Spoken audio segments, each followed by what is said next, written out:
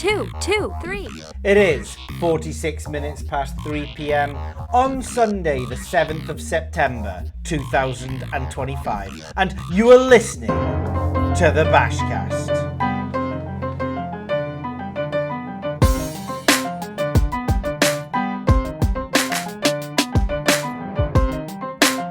You'll think I'm gonna let my dough freeze?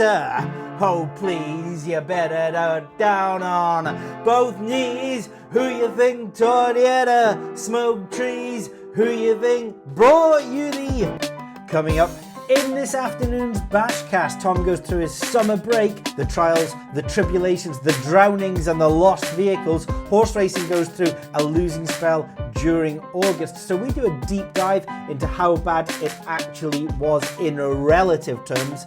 Tom hits a £20,000 lucky 15 win just before the summer break. So we discuss that bet, the last year's horse racing system bets and some strategies for longevity in horse racing betting. Double Delight Hatrick Heaven is back, and weekend one of the Premier League serves up nearly £3,000 profit. A special announcement: there is a new format coming on Thursday the 18th of September. All of that and more coming up in this afternoon's BashCast.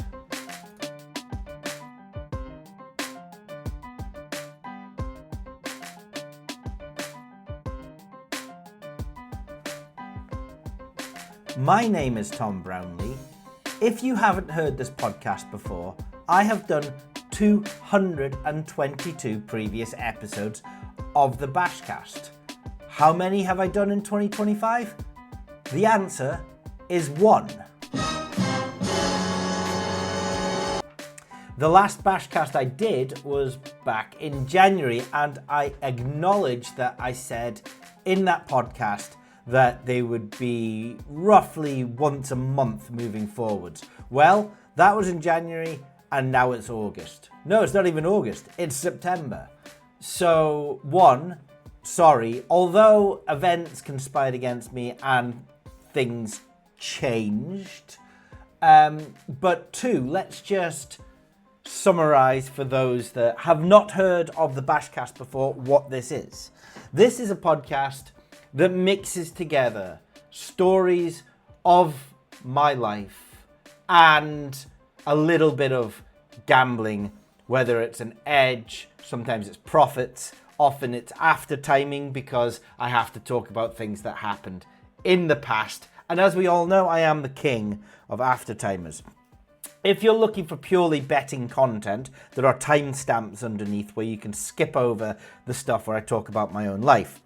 Why do I talk about my own life? Because I very much don't see this as a product for other people, but something for myself. It's a personal diary. It's where I can jot down what's happened in my life and get it out.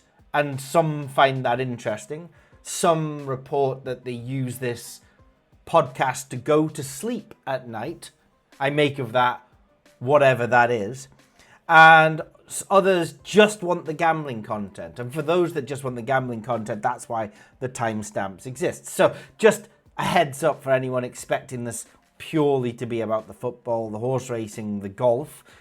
A good chunk of this isn't. That's the first thing. The second thing is it used to really be somewhere where I talked through my profits and also talked through the edges. And then a couple of things happened and I understood it. Firstly, people were interested in the profits because it was after timing. We talk about profits after we've made them, and therefore it's like, what are you doing here? Are you making them up? Are you cherry picking the winners? So on and so forth. And the second thing is the edges, unfortunately. A lot of the detailed mathematics, they got copied. And so if you go back a few episodes of the BashCasts, they have been deleted. And that the reason for that is to protect the edge for those that are currently trying to exploit it. We were a little bit too naive when it came to sharing algorithms, sharing information. The reason we did it is we were trying to garner people's trust, and we come from a background where these things would be discussed and critically reviewed. But unfortunately, there were some bad actors out there that just started copying what we were doing to the nth degree and then trying to undersell us by cloning our software. So naturally, we pull back on that.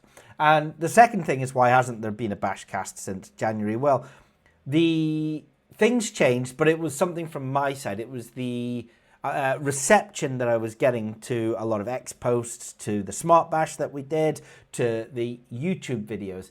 The trolling became unimaginably difficult from my side. And a lot of people say, why do you react the way that you do? Why do you bother with these people? Why don't you just block them and ignore them? But it got to a level that was quite extraordinary. I mean, for a long time, we had reached this plateau where under nearly everything that I posted were multiple various people describing me as a fraud, as a scammer, as a liar, or a grifter. But it moved on from there to something a little bit more nefarious. I ended up having and I still do, have an ongoing police crime report for malicious harassment. At its worst, if you Googled my name, and bear in mind I have a 9-year-old daughter who does Google her father's name, it started off with a group of people who were accusing me of being a convicted rapist, to which my wife put out a statement to say that, to her knowledge, this isn't true. So if it is true, I've hidden it from her pretty well. And when that died down, I was then a paedophile, and a convicted paedophile at that. I mean, I'm very lucky, I guess, that I know I'm not a paedophile because I'm not attracted to anybody under the age of 19, or now at my age, really, 45. I might be guilty of the odd farmyard animal. Who can't say no to a slightly muscular Bessie the cow when they're taking the dog for a walk? But underage children, no. And then they posted my address, my actual home address of the house that I share with my dog and my 2 kids and my wife, and suggested if anyone wants to go and get revenge against this convicted paedophile, here's where he lives. And then they started talking about my children's school. Now just imagine that's you. And what I'm trying to do is share information and having a little bit of fun. But at this point, I've now introduced a real and tangible threat to the safety, not just of myself, but of my family. It makes you feel extremely uncomfortable. And this escalation of the negativity, the feedback, the scammer, the liar, the fraud, the grifter, the paedophile, the rapist, the publication of my address, bringing my wife into it, as Jason Hannigan did when he started tweeting her. It all meant that it had to, if you like, come to a stop. It had to end. Something needed to change. And I did say I was going to be doing these podcasts every single month. I haven't done one since January, but the escalation of the feedback that I was getting is different. So, listen, moving forward, I don't know how things are going to work. What I do know is that I did enjoy this audio format of the podcast. There's no video that is going along with this. And moving forward, there may be some form of this podcast, just not in its current form, but I'm going to leave that to the last agenda item on the podcast today. Where have I been since July?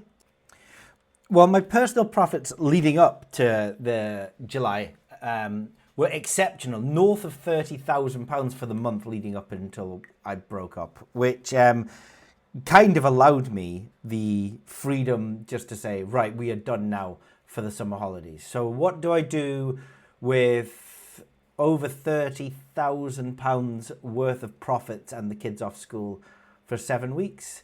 Do I end up in the Hilton on Park Lane?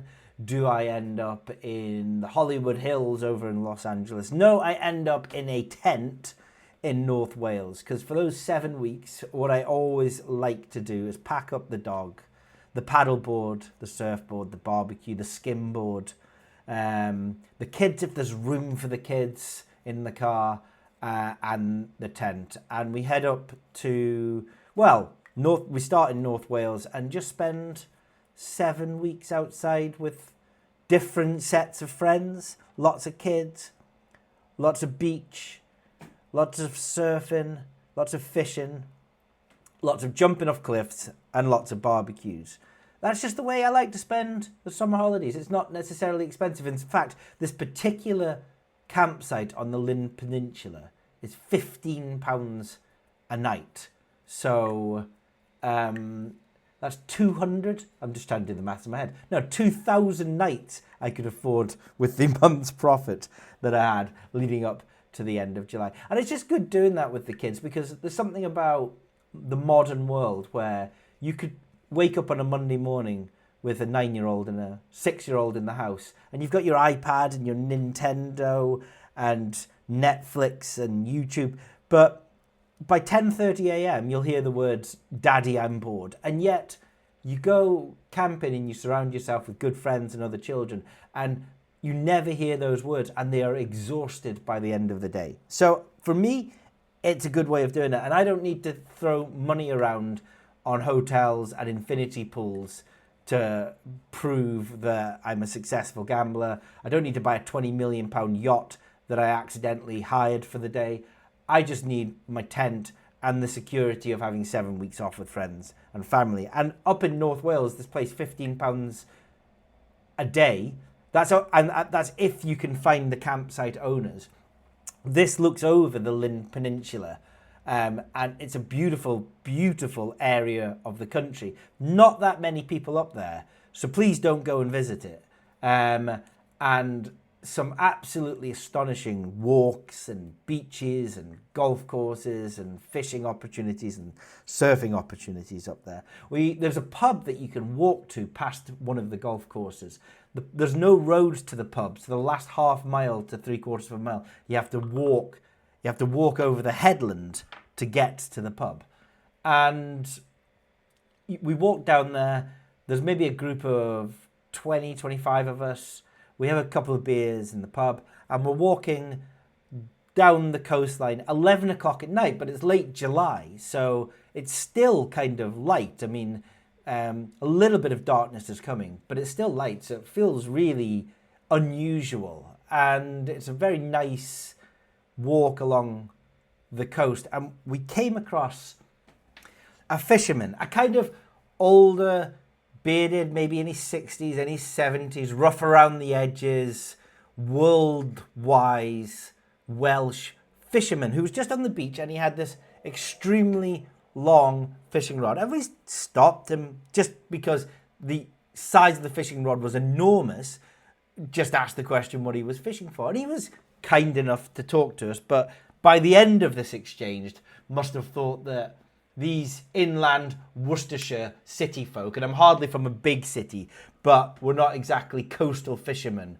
either, are not really made for that kind of outside rural lifestyle. Because asking him about his fishing and what he was fishing for, he was fishing for shark, actual shark as it transpires. And we said, what do you do with the shark?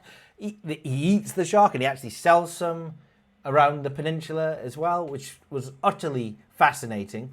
And then we're all listening to his story about how many he's caught and why he fishes for them and everything like that. My little 6-year-old boy has got his eyes like pinned to this guy. They couldn't be bigger, reflecting the moon coming up over the sea. At the very same time, my dog has seen a bird, and she's got this new lead, one of these extendable leads, where she can disappear 10, 15, 20 meters away if she wants to, but I can bring her in to be on a short lead if that's necessary as well. And this bloody lead, it's only a few hours old because the previous one got like sand in it, and I couldn't extend it anymore. It was locked in position. But this was £28 for this bleeding lead, and you could see it was fraying already. And two things happened simultaneously in front of this fisherman.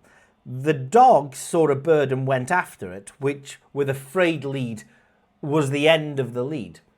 And my son who is very chatty, decided to pipe up with a little bit of advice for the fishermen. And he goes, do you know that you don't need to be scared of the next shark that you catch? Because I saw on YouTube someone say that sharks aren't actually scared of people as long as people don't go after them in the water. How true that fact is, I don't know. I'd never heard it before. But my 6-year-old plucked it out of nowhere for this sort of hardened older fisherman.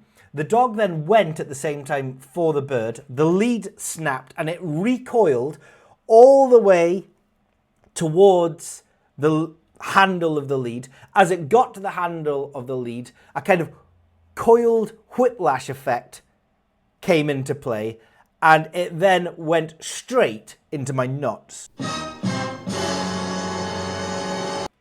A quick heads up here, that is one of a minimum of 3 drama sound effects that are going to be used to overlay the frustration and annoyance of certain parts of my summer holiday. So at the same time as my son imparting YouTube advice on sharks to this wizened older Welsh fisherman, I then dropped to my knees in agony from being whiplashed in the nuts by a recoiled 20-meter dog lead that had snapped due to my dog that has now jumped into the water to chase the bird and scare away any of the fish or the sharks that the fisherman happened to be fishing for at that time. So at that moment, it was time to get up, collect all children, dogs, and anything else that we had with us, and remove ourselves from this guy's vicinity, because I don't know what he thought of us, but it probably wasn't too polite. We moved from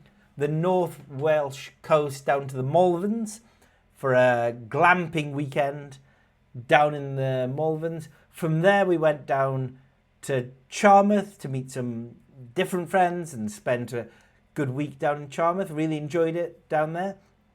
From Charmouth we then headed down to Santander on that 24-hour ferry. Massive ferries. They've got like 10 floors on a single ferry. Like floors 3 and 4 are for the cars and the buses. 4, 5, and 6 are your sleeping cabins. So we had one of these cabins that have the bunk beds in it, and we sort of set up a little iPad in there and had a cinema night, because goddamn, I wasn't paying Brittany Ferries €30 for the family to go to the cinema, that was for sure. And then 7, 8, 9 are restaurants, the cinema that we didn't go to. It's even got a swimming pool in there that the kids enjoyed. Duty-free shop, the worst place in the world, a duty-free shop, things like that. And as we got to Santander, we're parked on the 4th floor, so we've got to wait for everybody on the 3rd floor to remove their vehicles and their cars and the buses. And we're just sat for ages doing nothing. And all of a sudden on the tannoy comes a message, and it says, can Mr. and Mrs. Bramley, that's Bramley, please return to their vehicles? Well, we'll have a good chuckle about Mr. and Mrs. Bramley, because as Mr. and Mrs. Brownlee, that's definitely not us. Also, why would they be calling us over the intercom? We're on floor 4 and we've got both of our children. We haven't lost our passports. We're not going to be arrested by customs for any particular reason. I'm not even a convicted paedophile. So yeah, we just sat around just slowly waiting to be called down to floor 4. And again, the intercom comes on, and can Mr. and Mrs. Bramley please make themselves known to a member of staff? And I'll tell you what, this Mr. and Mrs. Bramley are in trouble. It's a good thing that's not us. Why would it be us? We've done nothing wrong. There's nothing out of the usual happening to our family. So let's just wait until we're called. And they just didn't call us for floor 3, but they also weren't letting people off the ferry either. So didn't know what was going on. So we headed down to floor 4, as everyone else happened to be, and we went and tried to get our car and get into it. Couldn't find the car anywhere. And we start again at the back of the ferry and wander all the way to the front, with 2 different parts of the family flanking both sides of the ferry. Couldn't see the car anywhere. So you have that little, just little inkling thought, I know I'm not on floor 3, but shall we just go and check it anyway? So I popped down the stairs into floor 3, and the entire floor is empty of cars other than ours sat in the middle. If there was an exchange market for what floor we were on, I would be laying 1.01 that we were on floor 3. I was that confident that we weren't on that floor. But no, we had held up the entire ferry at the port of Santander because old Daddy Chops was a 1 to 1,000 that we were on floor 4 and we were actually on floor 3. So there we go. We get into Santander.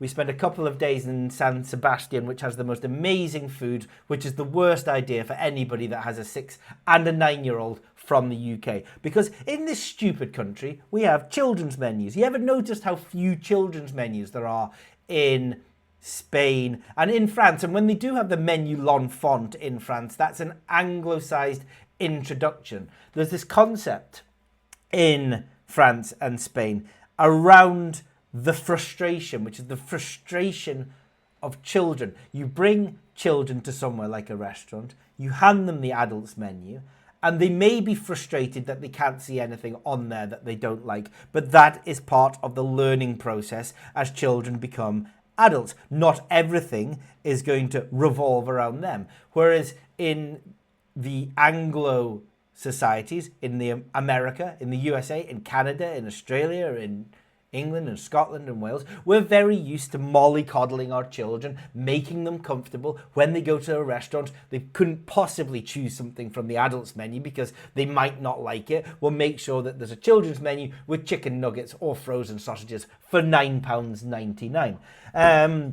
That doesn't exist in a lot of places in France and Spain. But what also that means is that you go to San Sebastian, which has more Michelin-starred restaurants per square foot than anywhere else in the world.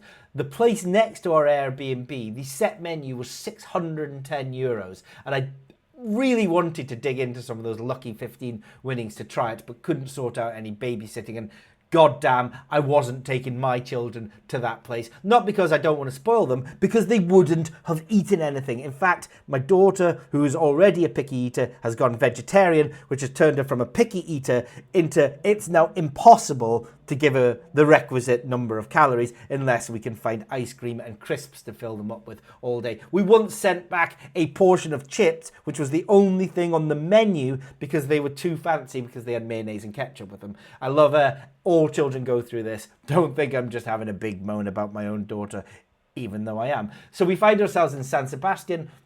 This is the Basque country, chilled red wine. I can get on top of that. They do pinkstos, which is their version of tapas. A lot of, chorizo and cider and stuff like that. Fantastic for the grown-ups, not so fantastic for my children anyway. So I think when I return next time, I'll be going on my own and I'll be coming back 3 stone heavier. We get up to Conti-la-Plage, which is near Biarritz on the south coast of France, where we meet 27 other people, and we have a very large group down there. They are filming a feature film at the campsite that we're staying in. Now, these are old friends and friends from university. We're all surfing down there. I've mentioned before, we have my friend Jenny Jones, the Olympic snowboarder down there. So the standard of surfing is quite frankly ridiculous for someone like me who falls off a paddleboard at the slightest, sign of any wave that we have. And there was Hurricane Erin, and Hurricane Erin was starting to come in, and it was actually so severe, the day after this paddleboarding disaster, they closed the sea and nobody could get in it for 3 days. The waves were 15, 20, 25 foot high, which made it hours of fun for playing around in the sea, doing a bit of body surfing, especially with the number of wardrobe malfunctions that were going on down there. It made the whole thing absolutely hilarious. But I went on a little explore on the paddleboard with some friends, and I got out of the mouth of the river on the wrong side, which means to catch up with them, I had to paddle against the current. And it was quite an outrageous current at that. So I was exhausted when I got through it. And they were nearly half a mile away. I had to come into the beach. Now, I had with me those Meta Ray-Ban glasses, which when you add a personalized lens subscription to them, they're £500, those glasses. And they're not waterproof. So I had no plans of falling off the paddleboard and being in the water, or at least having my head submerged. I also had a fedora that I'd picked up in San Sebastian, and I'm now Humphrey Bogart. I look that good in the fedora. I'm very happy with this fedora. I have my backpack, which has got my mobile phone, the charging case for the glasses, my book on Fred and Rose West, and my dry clothes tied to the paddleboard. Essentially what I'm saying is I don't want to get anything wet, but I'm exhausted, so I'm going to go in to the beach whilst my two pals are paddleboarding ahead of me. And so I see a break between two different areas of the beach where the waves are breaking here on the left and they're breaking here on the right, but it's a little calmer in the middle. And I head towards the calm area. And what happens just before I get there is an enormous wave from this Hurricane Erin comes behind me and I haven't seen it. And I start to raise up and I look behind and I think I'm in trouble here. I've now got to surf this wave on the paddleboard pretty well in order not to get everything very, very wet. So I start swimming. It's not my paddleboard. It is Jenny Jones's. She was, by the way, given it for free in exchange for 2 Instagram posts. What a life that is.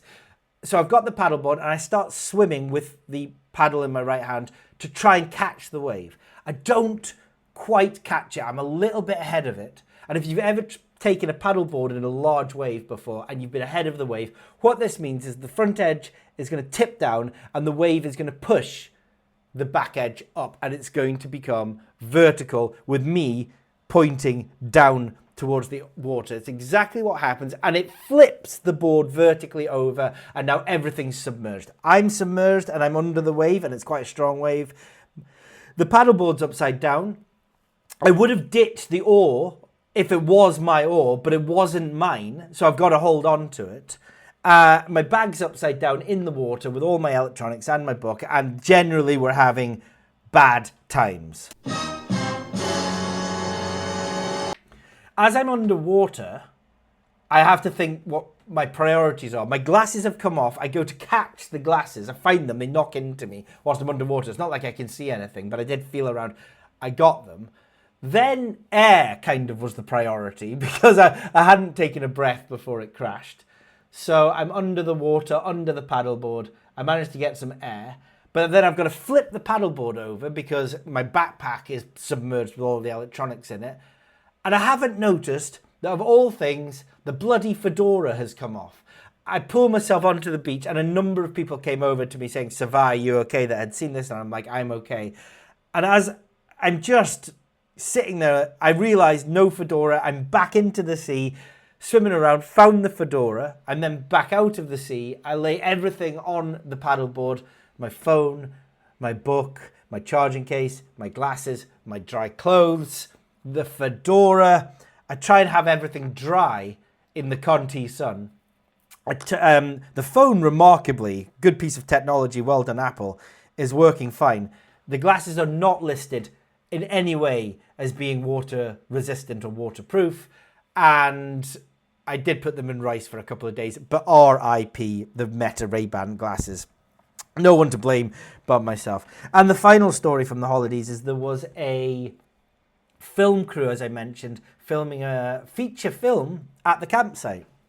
And that produced quite the plus EV opportunity because the film itself, it's called La Chaleur, which is the heat or the warmth in French.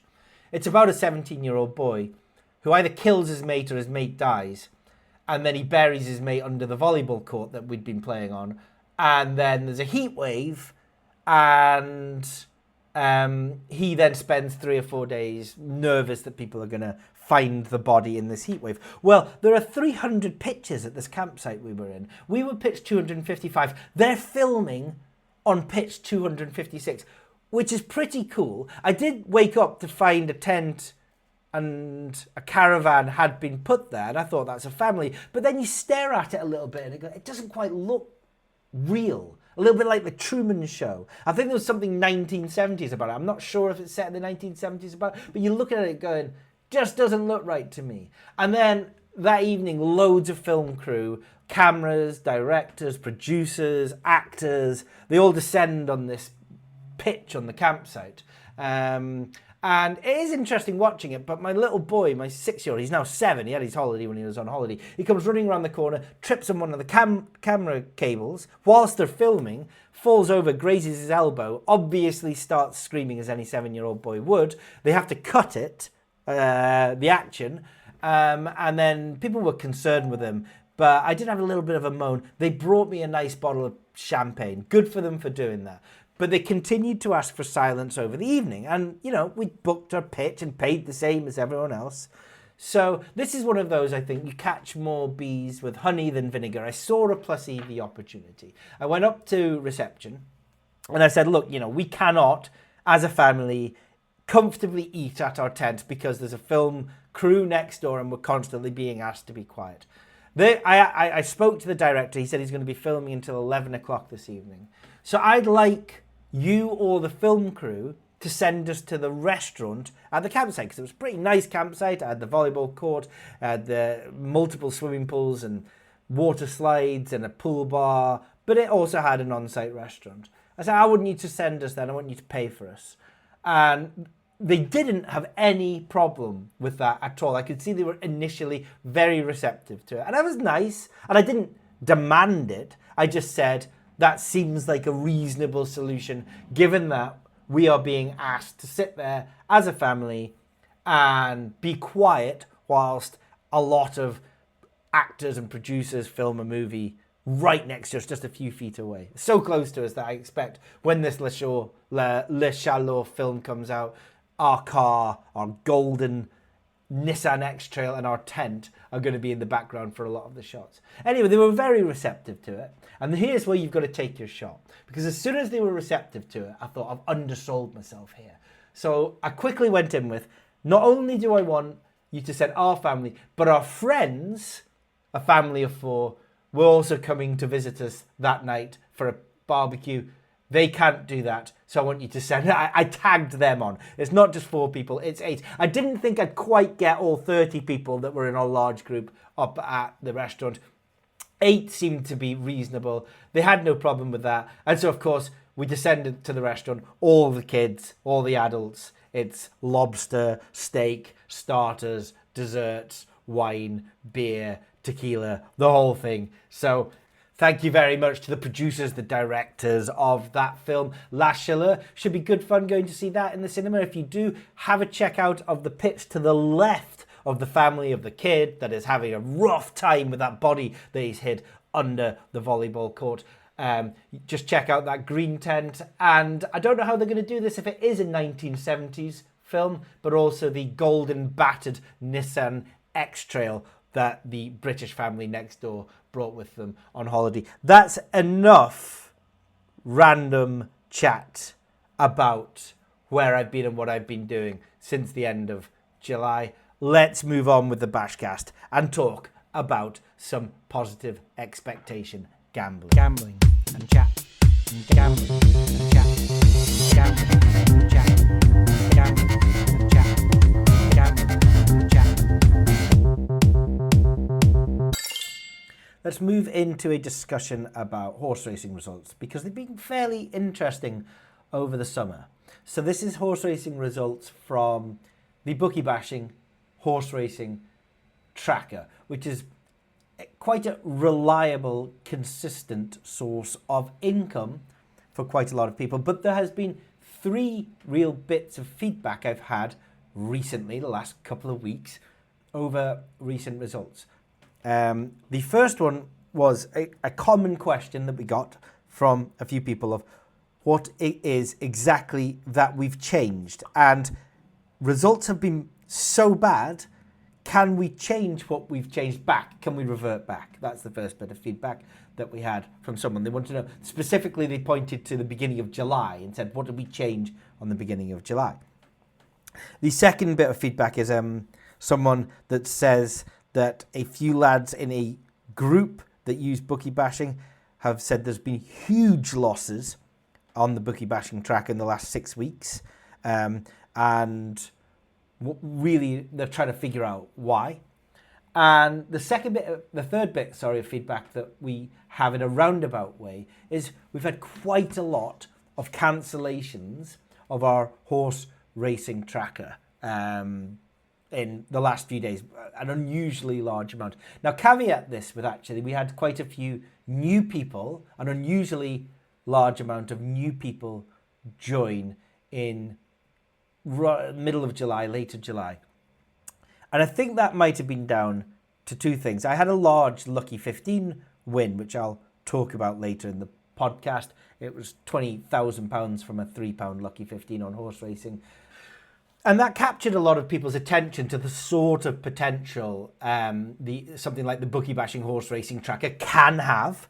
And even though quite a lot of the feedback that I personally got was that this is a scam or that I'm a liar and it didn't happen and I'm up for the It Didn't Happen of the Year awards, enough people saw through those accusations to realize that we are an above board, reliable, honest, independently proved service. Actually, I want to personally thank each and every person that took time out of their day to call us a scam, to call us a fraud, because actually your actions ended up bringing in a lot more revenue into bookie bashing. So thank you very much for that.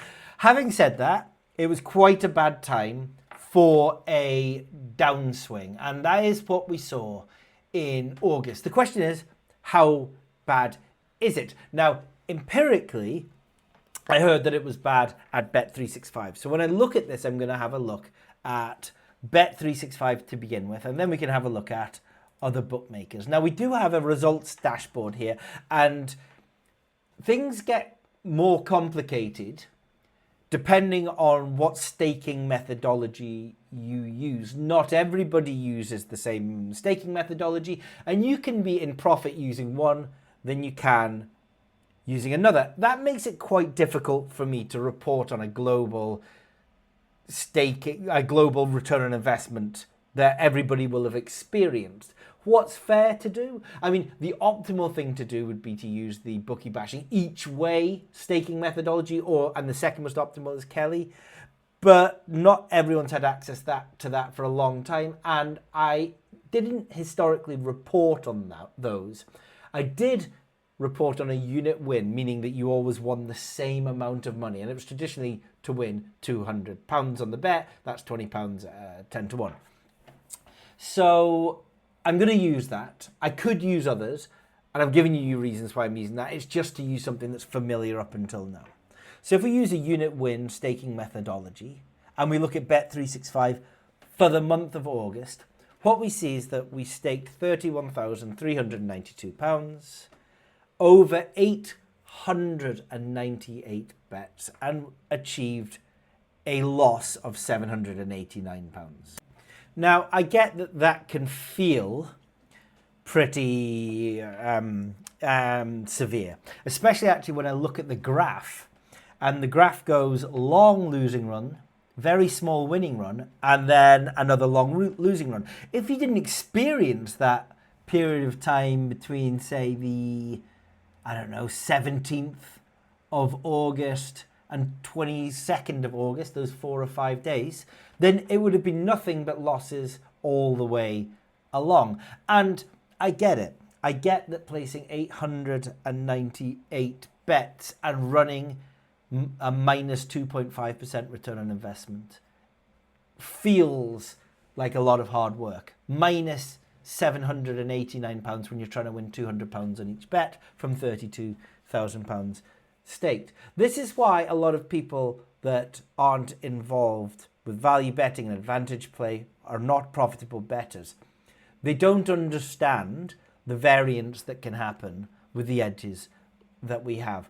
Imagine one of these fly-by-night tipsters thinking that they could post nearly 1,000 bets and being comfortable being down minus 2.51%. But I am comfortable. And the reason that I'm comfortable is that if you add July and August together, you don't get a lot. You get nearly 2,000 bets, 1,982, but you do get an ROI of 0.59%. That is, you've staked £61,000 and you've made £361 profit. Again, that isn't something that would be very appealing to a lot of people. And actually, if you look at the graph, again, a very, very short winning run at the end of July, but a long losing run leading up to then. And if you miss those very short winning runs at Bet365, it would have felt very, very painful. 2,000 bets to simply win £361 at 0.59% return on investment is hard work. I want to go back to just August, so let's remove July. So we're now going back to our minus 2.51% ROI. We do suggest that you don't bet on everything over 100% EV, because that does include the 101%, 102%. We used to have a tagline at Bookie Bashing, betting at 100.1 and above. It was kind of sarcastic and ironic. It was meant to say we're in the business of looking at maximum value. We're betting over 100%, but we're really looking out for the 105s, 110s, and maybe Kelly staking, maybe a form of Kelly staking where we bet higher for higher perceived bets. But I don't think the irony and the sarcasm really came across. And so we did remove that tagline over time. But let's just say a common strategy might be to bet over 105% EV. Well, that drops the number of horses from 898 to 357, 10 or 11 per day. But get this, £6,000 staked for minus £1,000. That's minus 15% return on investment. I think this is the main problem that we've seen over the month of August. It's not just that the overall picture is a loss, but the high value horses have been losing. If you wanted to win £200 on each high value horse, that's again just 20 quid at 10 to 1, you'd be £1,027 at your maximum drawdown, which did happen to be at the very end of August, that maximum drawdown, minus 15% return on investment. It is a lot. I will credit that. Now, over the entire year, you'd actually be £2,000 in profit. There was a pretty awful January. And actually what happened in January was much worse than what happened in August. And we saw a considerable number of cancellations in February. And we saw a considerable number of cancellations in late August. Throughout the rest of the year, so January, by the way, like every bet was minus 10%. Minus 10% return on investment for minus nearly £4,000. If you were just looking at over 105%, it was even worse. It was minus 23% return on investment. Basically, all the favourites won. And that can happen. And when the favourites win, the recreational punters will win, the bookmakers will lose, and the professional punters or the value bettors will lose as well. Because the value tends to be in the middle of the field at the higher prices. And January was one of the worst months we've ever had on record. It took until May to pay off the losses from January. So February, March, April, May combined paid off those January losses. But we got there in the end. A very healthy June. July was fine, and then August was pretty bad. The overall picture at Bet365 is a very small, compared to the long-term average, a very small 1.5% return on investment for all bets over 100%, only 2.5% for all bets over 105%. That is bad. That isn't what we get in the long run. If I go back to 2019, and I'm doing all of this live using the dashboard, by the way. So if you want to do the same, I've typed in the year 2219, which isn't going to help anything. You can do this yourself. The long-term return on investment for everything over 105% EV is 7.91%. And it's been a choppy year with two really distinct losing periods, that being January and August. So really, I do have a message for anyone that has been has joined bookie bashing recently, saw the big Lucky 15 win. Well, I've got two messages. One, I'm just reporting on singles here, but you need to make sure your singles are in profit before you look at multiples, right? And on singles, it's by no means been the worst month ever. January was much, much worse than August. We've had 8 months of this year. The middle 6 months, from February through to July, were all in profit. A pretty decent May, a pretty decent July. But actually, every month this year has just been running slightly under our long-term average.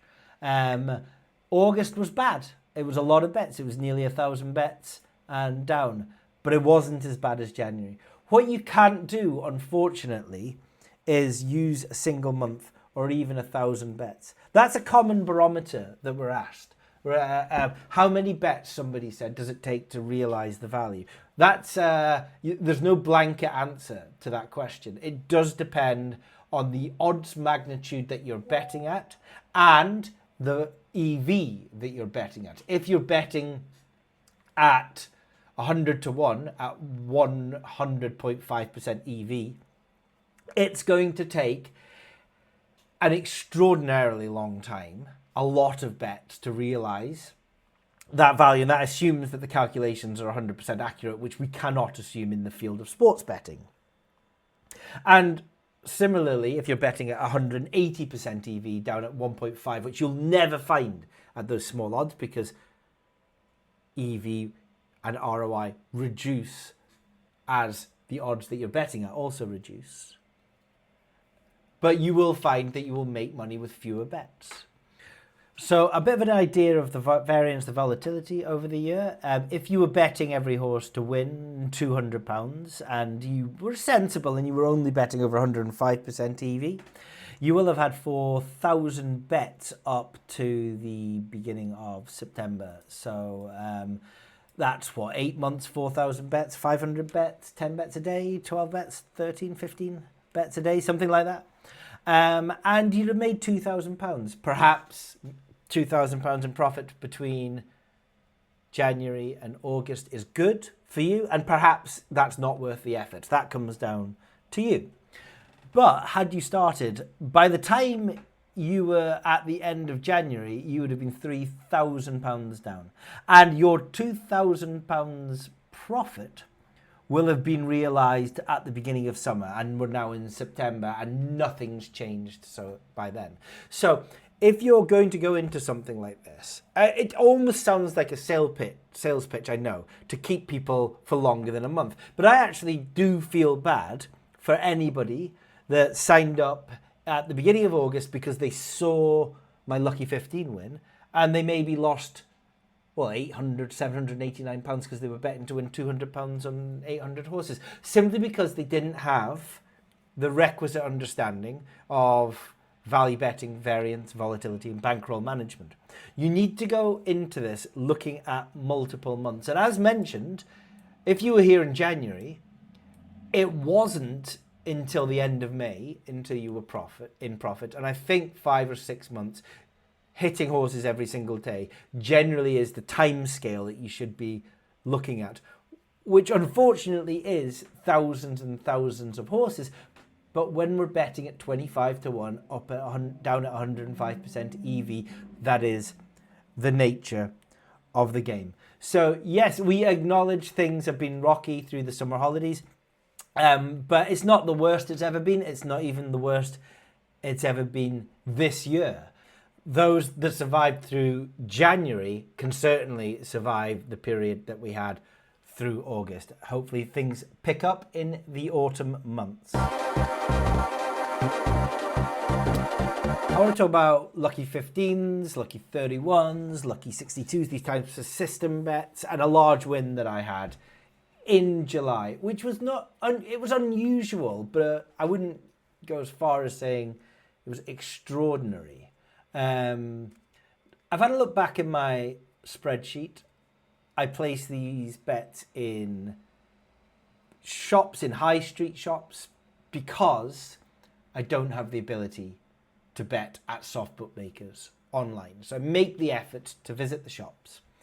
And I bet usually around a £3 Lucky 15, sometimes a £2 Lucky 15. That's just a form of Kelly staking. Look, if there's 4 very high odds horses, I'm going to drop it down to £2. But generally, it's normally a £3. Unit loss staking satisfies a number of requirements I have in terms of volume, simplicity. It's very complicated to come up with an accurate Kelly-based stake for multiples, let alone system bets like Lucky 15s, which are the singles, doubles, trebles, and fourfolds. So I've had 946 in the last year, which is 2.5 per day, something like that.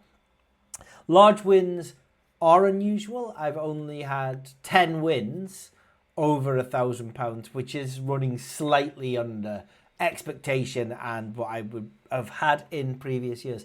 I feel like, by the way, that's something that is fairly achievable, especially for a lot of people that work in more urban areas, going to work. They might pass these places. I mean, it doesn't take long to sit down on a Ladbrokes machine and select 4 horses, but there you go. I've staked in total £69,616 on these Lucky 15s. I wonder what an average that is. Let's just do an average. What is that an average of? So that's an average of £73 per bet. And my gross profit, £44,249.40. That does include a very large win of £20,000 in July. Now, I'm not going to talk too much about what happened when I spoke about this. I shared this on X for 3 reasons mainly. Firstly, it was unusual but not extraordinary to hit a times 200. Secondly, something that commonly happens, because you place a lot of bets, or I place a lot of bets. When I place them on Double Delight Hatrick Heaven, I kind of always know if they win or lose because I've got my eye on it. But the horses, I rarely know I'm watching the race. I certainly don't watch them in real time. I listen to a lot of football and I watch the football, but not horse racing. I'm not a huge horse racing fan. I'm not going to lie. And often, I might, if it's Cheltenham, watch the race, or if I've got nothing else to do, I might look up the results. But it's quite common that I'll place these bets and don't look at the results until the next day or even the day after, or even not at all until I visit the shop. And so one of the unusual things about visiting the shop, well, not unusual, but you know what I mean. One of the things that I thought was interesting about visiting the shop is that I hadn't checked at all this bet, and I was just going in and I was kind of hoping that they would tell me it was worth 60 quid and then I could reinvest that. So then hearing that there was £20,000 behind the desk was a little bit funny. I mean, not something that happens every single day. And then the third thing is the ability to do this at all, because a lot of people complain that it's impossible to beat gambling. A lot of people complain that bookmakers don't take bets. And my experience is that there are certain rules to follow. And from what I can see, the people that complain that they can't win either don't know how to play the game or don't want to play the game. Because I'm playing a game and the people around me are playing the same game and we seem to be able to do it. So for me, it felt like it would be good to get those points across. And 99% of the backlash of the tweet that I did was that this was a fanciful story. Either the entire thing was a lie. Now, I think a lot of people that have done a lot of Lucky 15s over time know that a times 200 isn't extraordinary, it's just unusual. Or elements of it were a lie, like, the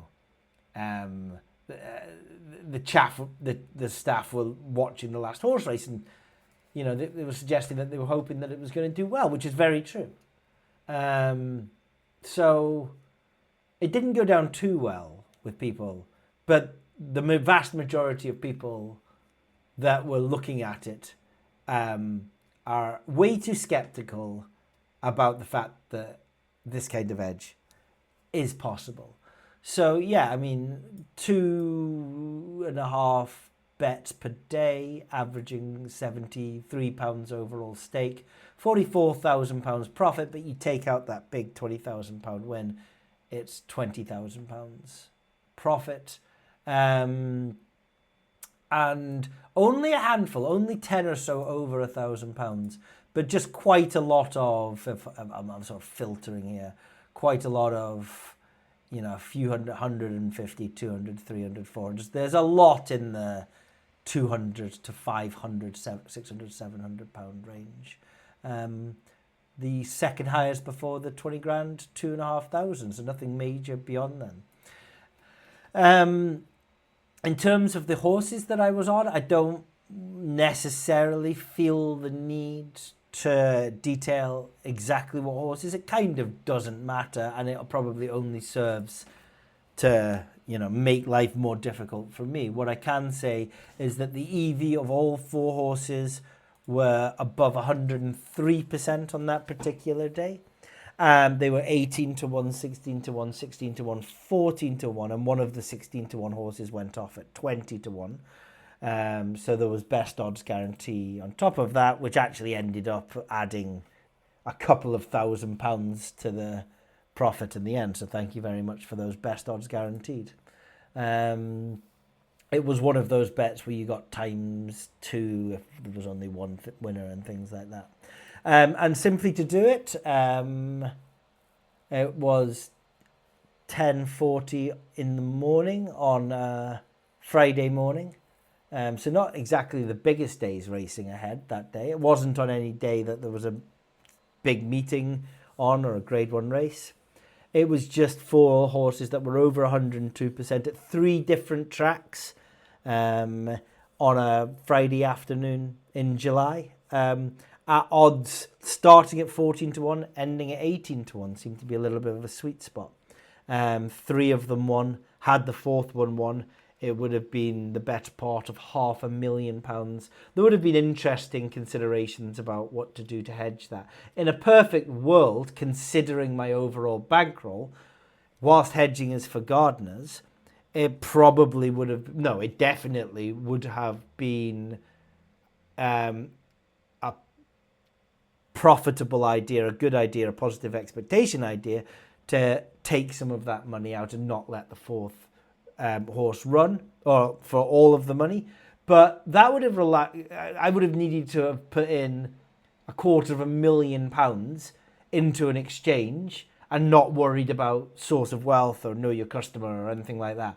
And so that couldn't have happened. I mean, it couldn't have happened because I didn't know it was happening. But had I known it was happening, I couldn't have hedged the bets, which the only opportunity I would have had would have been to have Dutched the race on every other horse. So you can't obviously lay at the bookmaker a horse, but you can back every other horse. But there was only 1 hour and 20 minutes between the 3rd race and the 4th race. That wouldn't have been enough time to mobilize enough people to have Dutched that race sufficiently. That's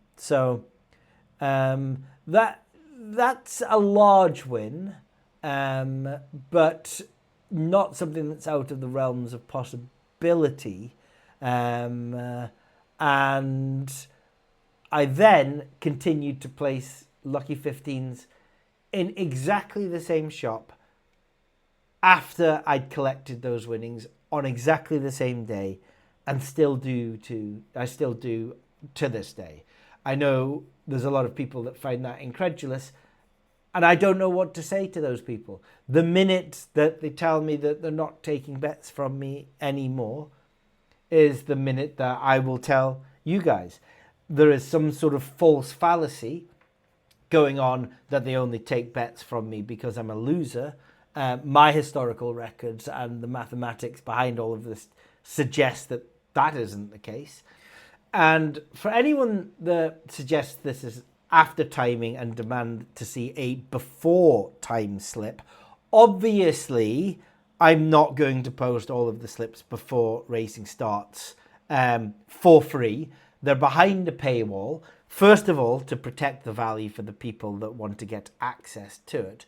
And secondly, these aren't tips.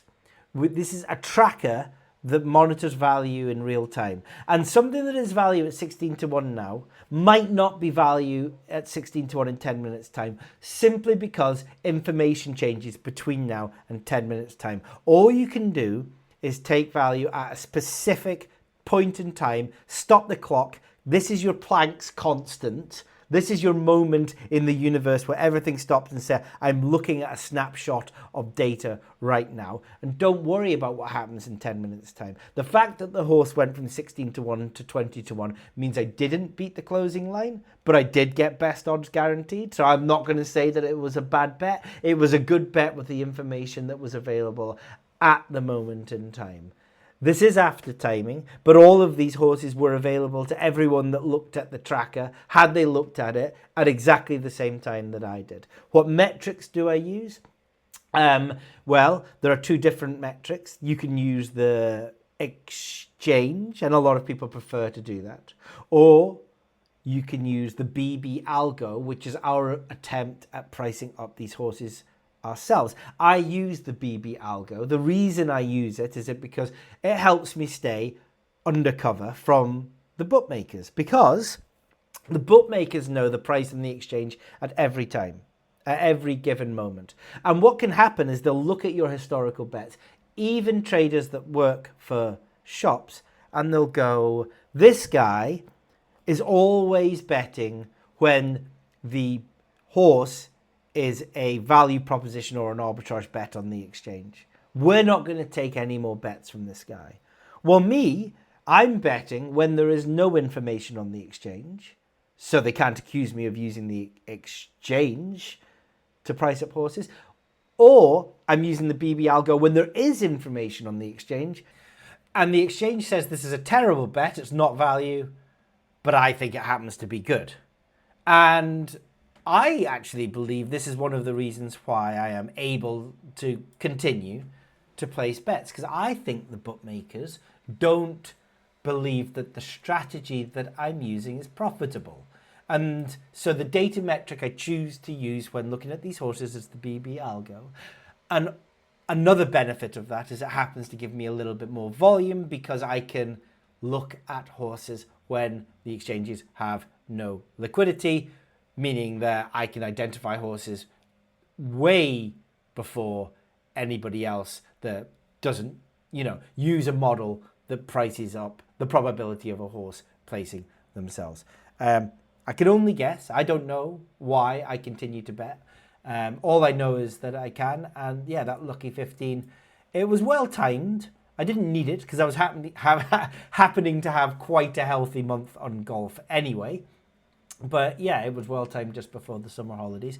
And by far the biggest win I've had in the last couple of years. But that doesn't mean that it's not going to happen. Lightning will strike when you churn the handle and keep placing enough bets. If you want to know how often it strikes, I did a big Lucky 15 video where I reviewed like 50,000 different Lucky 15s. And that might give you some idea of the periods of time that you can go through between large Lucky 15 wins. But things that are within your control are you can have a look at the odds magnitude. I mean, in this particular bet, nothing was over 20 to 1.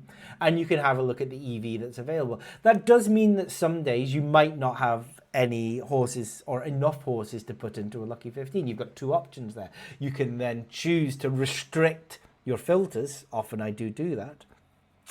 But that will come at a cost, at higher variance and higher volatility, and understanding that. Or you can choose not to bet.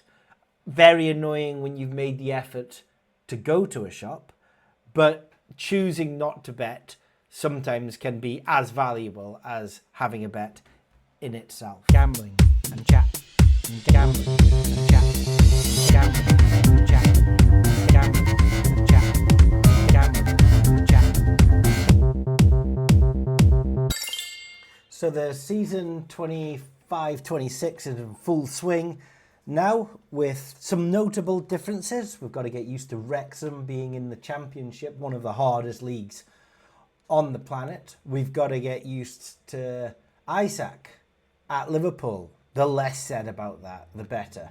But with the new season brings probably my favourite concession out there. Whether it's a concession or not anymore is actually up for debate. It's more of a thing, and we'll come to that. But the thing is double Delight Hatrick Heaven. This is a offer at Betfred, the bonus king, available online and in shops, where if your player gets the first goal in the match, you get paid out at the first goal scorer odds. If he gets the second goal, you get double the odds, and if he gets the third goal, you get triple the odds. Now, it sounds like a concession. It certainly was in the past, because crazy days in 2016, 2017, when Betfred would go top price and also had the double Delight Hatrick Heaven concession. In fact, you could find arbitrage opportunities and stake as much as you wanted and lay it off for profit. And obviously, if that particular goal scorer scores first and then gets the second goal, you are really winning a lot of money for no outlay whatsoever. So it was pretty insane back in those days. Now, that's not so much the case anymore. I think the Betfred traders understood that they couldn't offer that amount of value long term. They would have been bankrupted if they did, and I don't blame them. So they tightened the prices up. In double Delight Hatrick Heaven matches, you will find that the first goal scorer price is very often bottom in the entire market, much worse than in games where Betfred is not offering the concession. And you could maybe argue then that is it a concession, because they've perhaps factored in the fact that they're giving double odds and triple odds away into the first goal scorer price. So there's maybe the suggestion that the price offered by Betfred isn't positive expectation for any player. In fact, I firmly believe that's what their traders think, which is fine, because that means that they continue to offer it, and anyone that is able to crunch the numbers themselves can find a way of exploiting this offer. But how do you do that? I have seen on other forums a very common trope, which is completely wrong, but the trope was that if the first goal scorer price at Betfred is within 1.0 decimal points of the exchange price, then the person will go and bet on it. Whether they're value betting it, I think they're probably betting on it, and then they're laying off, incurring a loss, of course, because it's not the arbitrage opportunity. The lay price is 1.0 points above the back price. That is fundamentally a stupid idea. It's not grounded in any mathematics, and it is flawed on a number of different points. Firstly, where does the number 1.0 come from? Is that just like a nice little integer that the person has picked up? You cannot apply the same range between a back price and a fair price when the probability is 1%, 100 to 1, and when the probability is 50% or even money. The same rules don't apply. The player that is 50% is so much more likely to get a second goal than, look, if someone's 100 to 1 for first goal scorer, their XG is so small, the chances of them getting a second goal in the match are very, very low. And that means that you need to adjust the benchmarking mathematics when it comes to comparing that player, that 100 to 1 player, against a player that is even. So you can't just have the same, if you like, gap between back odds and fair odds, or as they are saying on the alternative forums, the lay odds. But this brings me to my second question. This assumes that the exchanges are accurate. And actually, the exchanges are not accurate. We can prove that because we can profit on the exchanges on first goal scorer. The overwhelming majority of the time, the price for first goal scorer is too low on the exchange, meaning it is a value lay proposition. Not all of the time, 26% of the time, it's a value back. So 75% of the time it's a value lay. But actually those percentages drop as you come to the favourites, to the forwards. Then it's only 20% of the time. 20% of players between 6.4 and 7.8 for first goal scorer are value back propositions on the exchange. A whopping 80% of those guys are value lays. So as you look at the forwards and the favourites where the majority of the money in the market is, we find that more of that market is a value lay than a value back. Why would that be? Well, it's a recreational market and more shops are laying in this market than are backing, and there's a little bit of, fave long shot bias we're actually seeing there, where the shops are saying, look, the majority of people are backing the favourites, we are going to make them worse value. We're going to put up some pretty bad prices. So they're too low. And if you are using the exchange as a barometer, especially with this arbitrary 1.0 difference between back and lay, you're actually using 80% of those prices are too low. It's a really bad barometer. Yeah, you may be hedging your bet. Whether your qualifying losses on your hedged bet are worth it or not is up to you. I'm not going to go down that route because I'm only looking at value betting, at backing. And this, 1.0 between Betfred and the exchange is nonsense, mostly because the exchange itself can't be trusted. So let's separate ourselves away from the exchange. How do we come up with our double Delight Hatrick Heaven calculation? It is simply the first goal scorer calculation, which is to do with the XG of the player divided by the match XG, and then you need to factor in things like the match finishing 0-0, or at least there being no goal scorer in the match, which is slightly different to 0-0. A fun thing that you may want to do if you're massively into your risk-free betting is see if you can find no goal scorer is higher than 0-0, back your no goal scorer, lay your 0-0, and if it just happens to be 1-0, but that one goal was an own goal, then your no goal scorer will win, and your lay of 0-0 will win as well. A lot of patience involved in that, and a cheesy way to make money. And I don't know if you can find no goal scorer odds that are higher than 0-0 in the exchange. You used to be able to. They're probably tracked quite closely these days. But factor in the fact that there may not be any goal in the match, and then you've got your first goal scorer odds. And now you just need to work out an equation for double Delight Hatrick Heaven. What is the minimum first goal scorer odds you can have, given that once they've scored that first goal, they've then got a certain amount of XG, a probability of getting a second goal in the match, and that's going to double your payout. It actually makes a lot of football fun for me, because I will watch intently up until the first goal, and then it's like, well, we've definitely got a payout. The question now is that are we going to get double that or triple that before the end of the game, especially if Haaland is on our side. And that's exactly what happened at the beginning of the season, because the season started on the weekend of the 16th of August. And at that time, I am travelling with my family and the tent and the fishing rod down to the port of Plymouth, because we're going to get the 24-hour ferry from Plymouth to Santander, with the car parking disaster as discussed in the first segment of the BashCast. That was, however, enough time just to load up a few predicted lineups, because I wasn't going to be around. I was going to be on a ferry. I was going to be offline. It was enough time to load up a few predicted lineups into the Player XG tool, and to see if I can find any early value based on the lineups that I've put on. Now, the lineups I've just got from Who Scored. There's nothing too clever in there.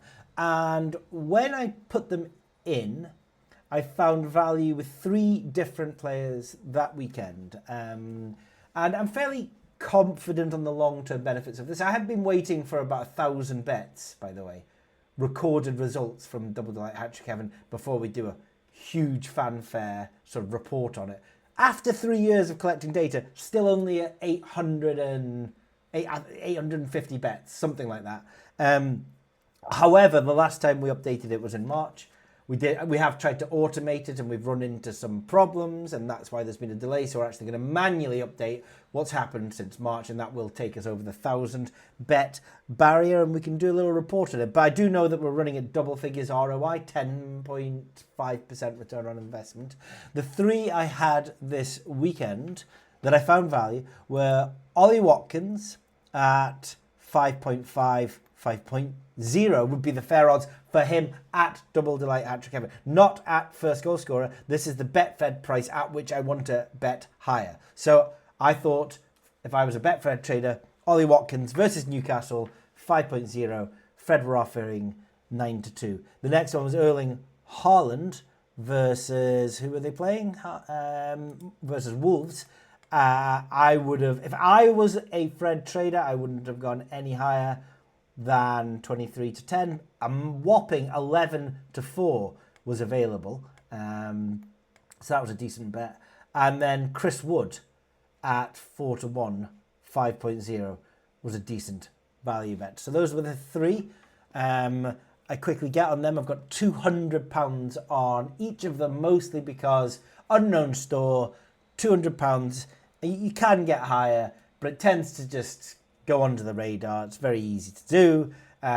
So I was happy staking £200 at 9-2, £200 at 11-4, and £200 at 5-1. Then disappear on holiday, chat to the family, play a little bit of hello. Don't bother getting the Wi-Fi on the ferry, nor do I bother getting the food and the drink, because we're talking about plus EV decision making here. And, you know, Britannia ferries, what are you doing with those prices?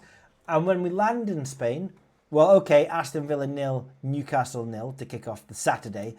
But then the next game up is Manchester City versus Wolverhampton Wanderers, and we are right back to where we left off last season. Haaland was 11-4 first goal scorer in this. He gets the first goal scorer in the 34th minute, giving him a better part of an hour to get the second goal. He gets the second goal in the 61st minute.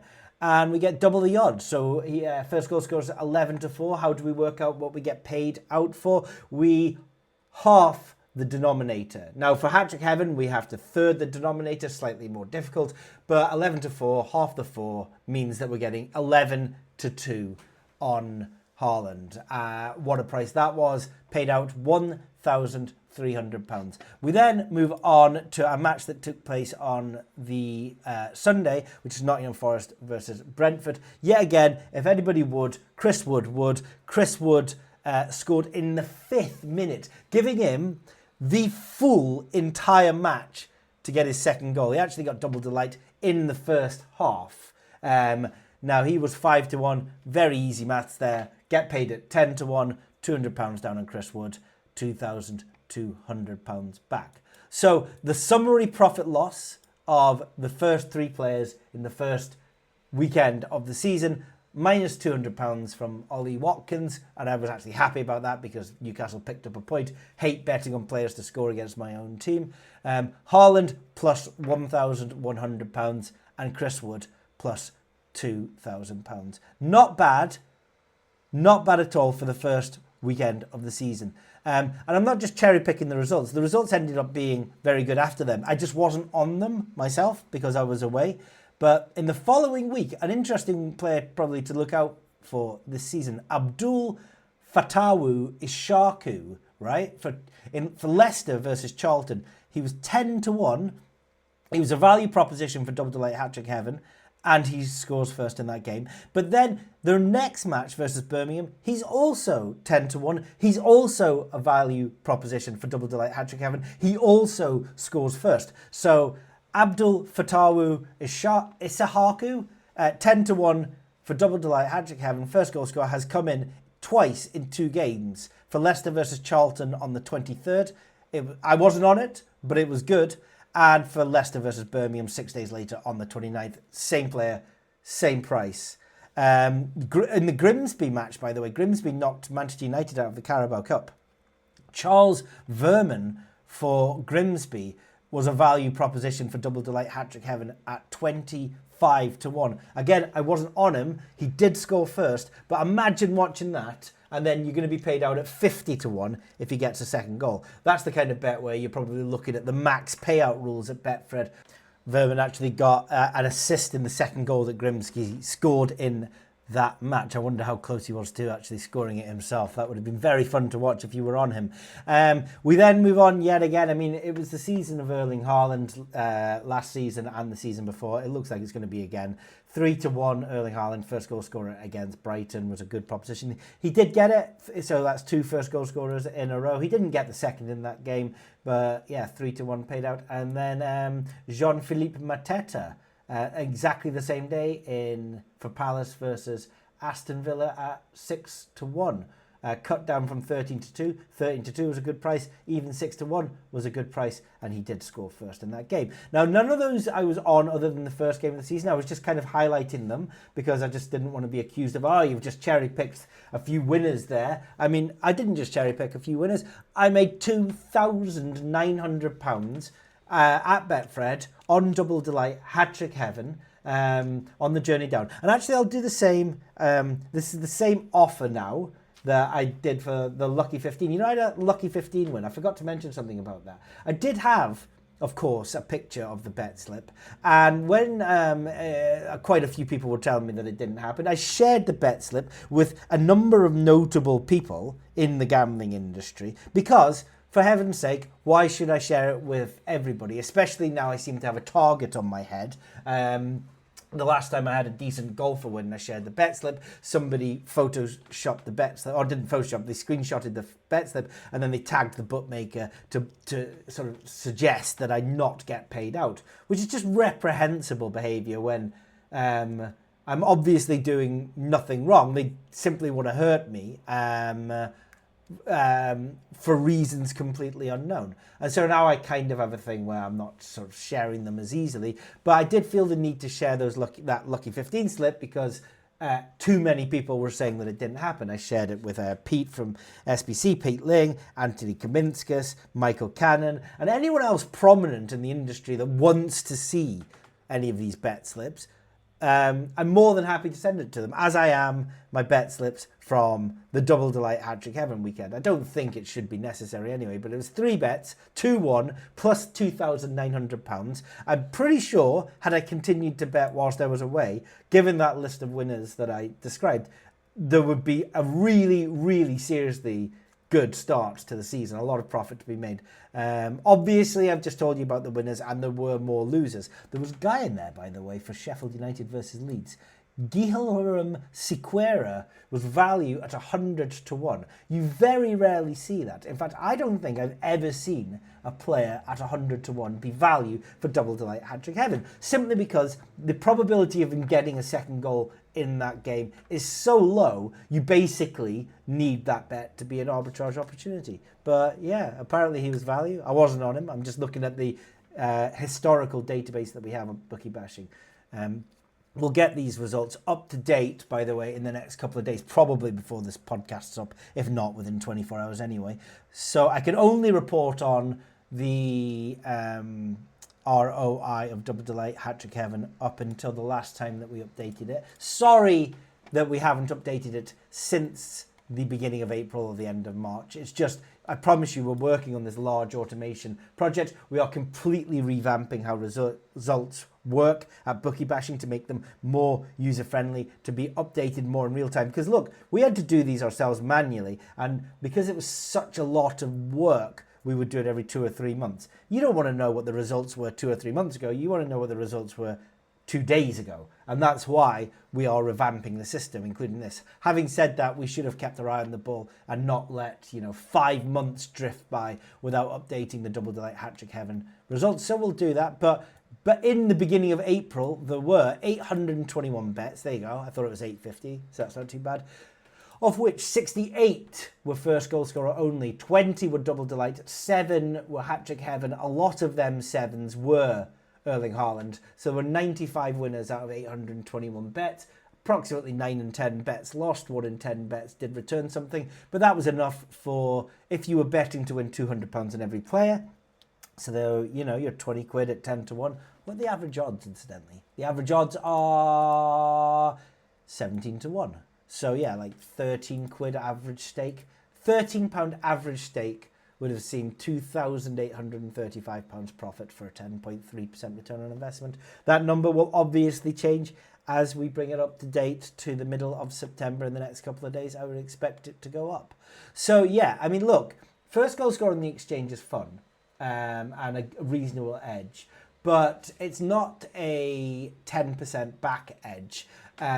Double Delight Hatrick Heaven is. I absolutely would not value bet it benchmarking against exchange prices, because I believe the majority, 4 out of 5 of those exchange prices, are going to be too low that you're looking at, especially when you're looking at the Haalands and the forwards and things like that. So that's a difficult game to play.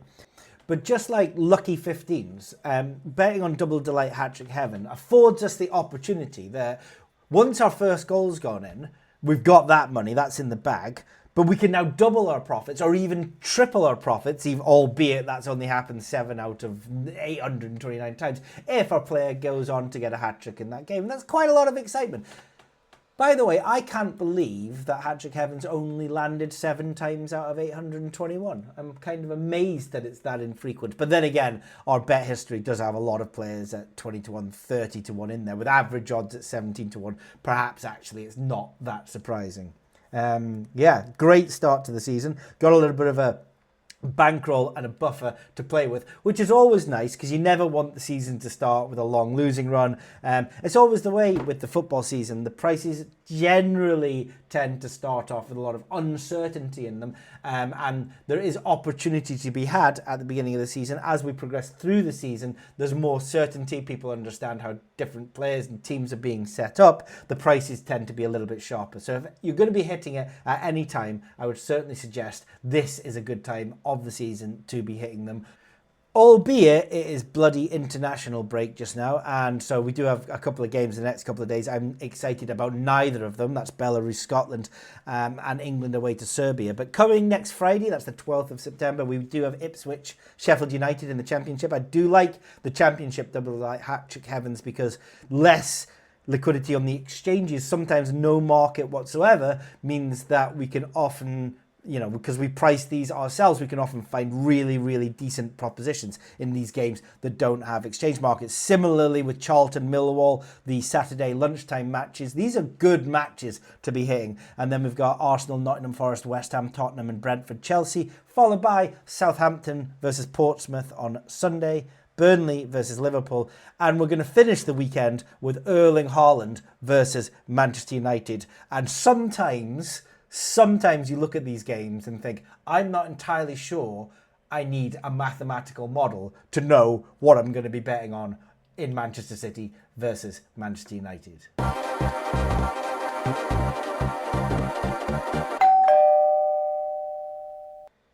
1 second. Who is that at the door? Why, it is none other than Emmy award-winning American television host, comedian, writer and producer, David Letterman. Well, what are you doing here, David Letterman? A letter from Letterman for me? Thank you very much. And by the way, the start of the segment has absolutely nothing to do with the fact that I found the sound effects area in GarageBand.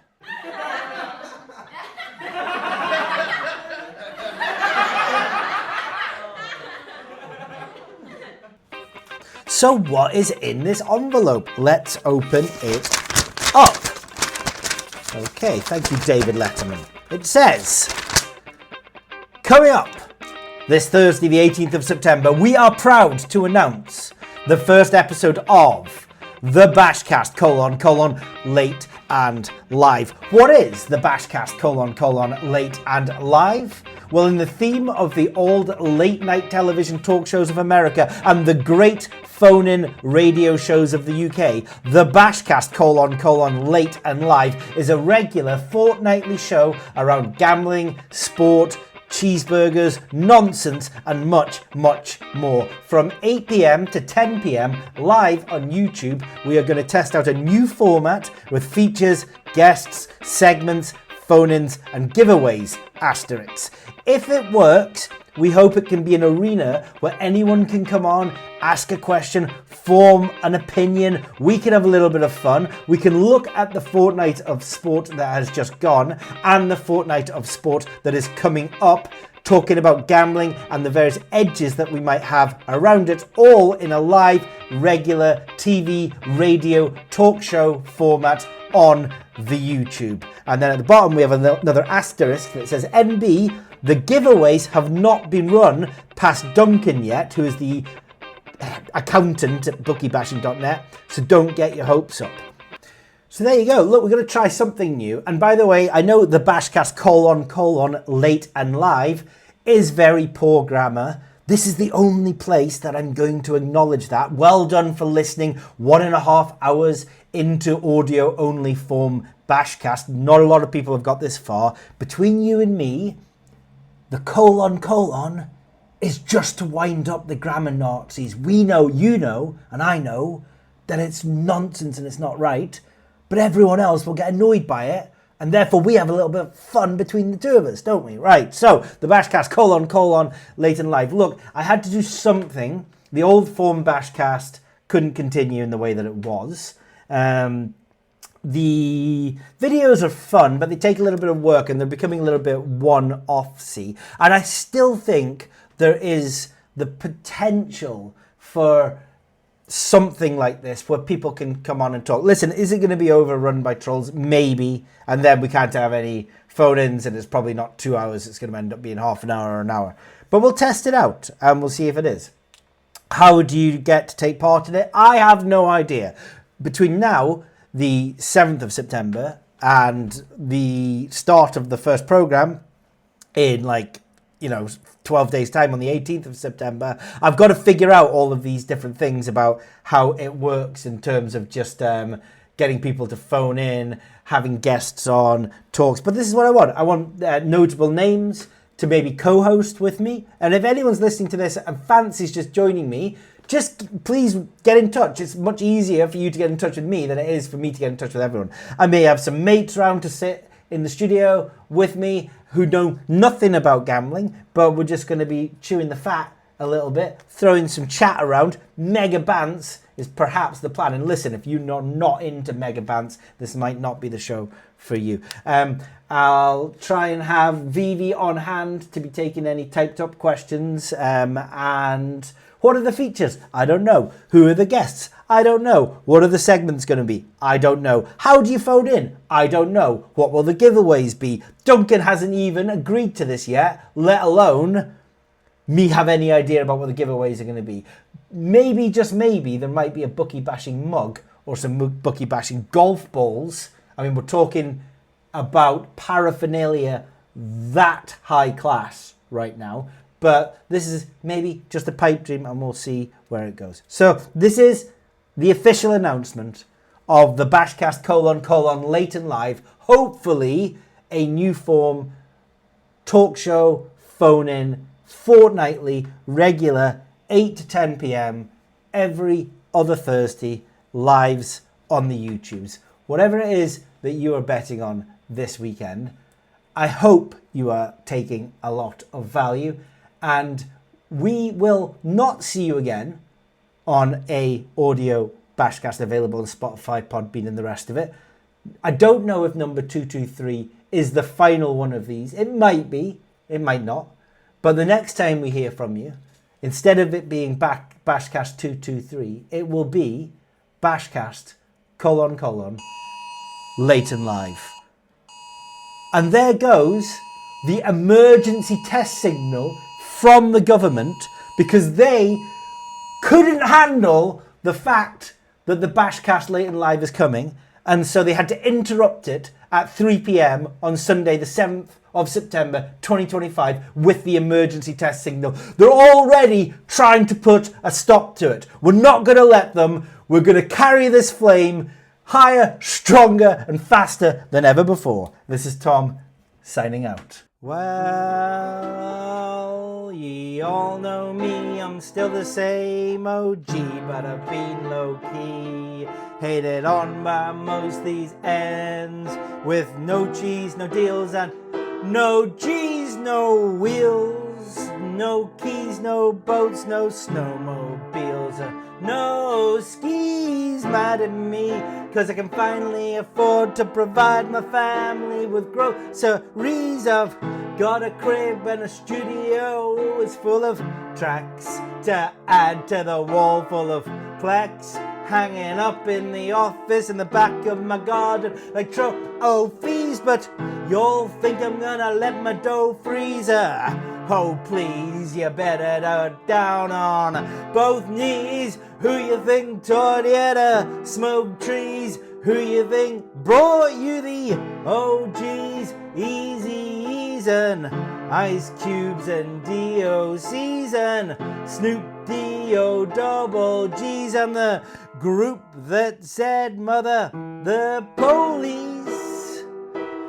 I gave you a tape full of dope beats to bum when strolling through in your hoods when your album sales weren't doing too good. Who's the doctor they told you to go and see? You better listen up closely. Oh yeah, and it said that I turned purple. The firm flop, you're the reason the Dre ain't been getting no sleep. So fuck y'all, all you all. If you don't like me, blow me all. Gonna keep fucking round with me and turn me back to the old me now. Days everybody wanna talk like they got something to say, but nothing comes out when they move their lips, just a bunch of gibberish, and motherfuckers act like they forgot about Dre.